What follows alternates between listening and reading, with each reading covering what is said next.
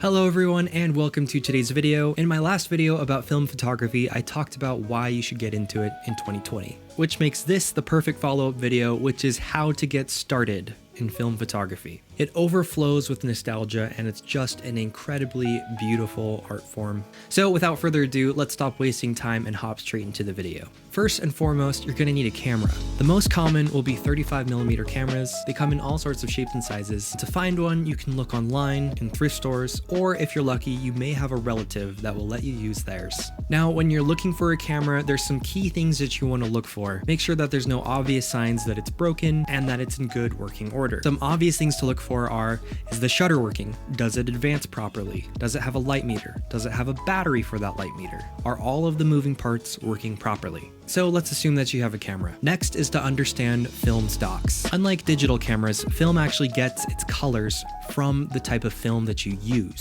Each film stock favors different colors over others, and they interpret light in different ways.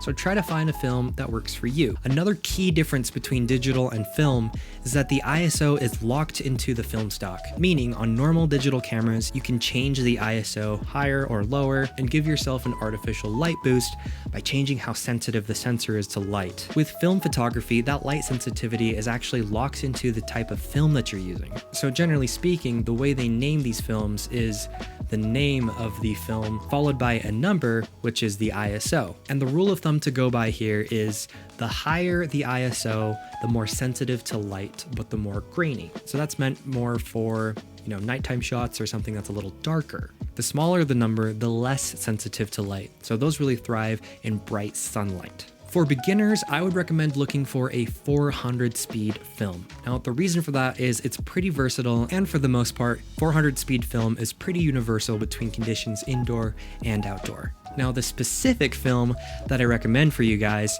is the Fujifilm Superia Extra.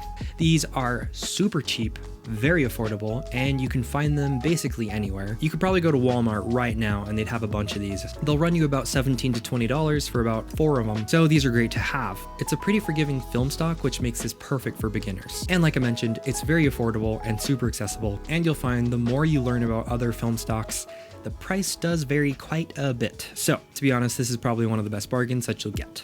The next step is loading the film.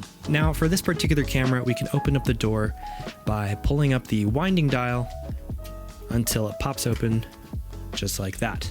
Now we'll go ahead and insert the film. We'll make sure that the leader, this little piece, is on the right side. So we'll plop that in just like this, and then we'll actually push down this dial until it correctly fits in there. There we go. Cool. Now the whole concept is to put the leader, this little part, inside of these little clips. So we'll go ahead and hold this down so it will stay. Pull this out, and we'll go ahead and tuck the leader into this tiny little clip here.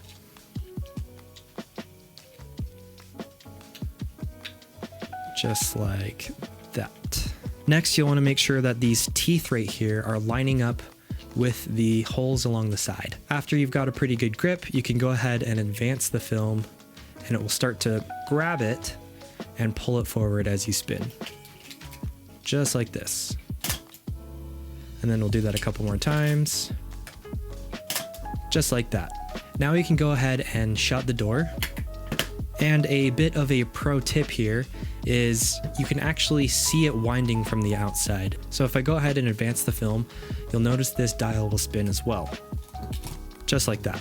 Now that's a key indicator to know that you've done it properly. If this is not spinning while you're advancing, that means that the film isn't being pulled properly and you probably need to reload it. Otherwise, you're gonna get an empty rollback. Next, we'll just wanna make sure that the camera is set to match the ISO of the film that's in there. So on this particular camera, the way I do that is actually lift up this ring, and then you can see this tiny little number right there spinning, and we'll wanna make sure that we set that to 400. Just like that. But we're not quite done yet. Here you'll notice this tiny little window. Now this is your counter.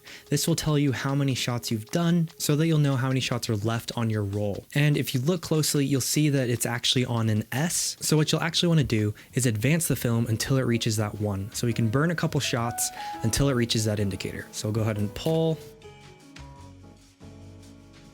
And now we're good to go. Now let's say that we finished up our roll. What do we do now? We'll want to wind this back, but first we need to find the release for it. Now for this camera, the release is actually on the bottom, and it's this tiny little button right here. So I'll go ahead and push that. And what that does is it now allows the spool to be wound up back into itself. So we'll flip this over, and you'll notice this tiny little arrow telling us which way to spin it. Then we can go ahead and start rotating it, and I can keep winding that back in. Now I'll go ahead and open it up. Cool. And once your film roll is ready to go, all you have to do is get it developed. Now there are some online services where you can send in your film, or more realistically, you could go to a local camera store, but they usually do a pretty good job and it's usually pretty affordable.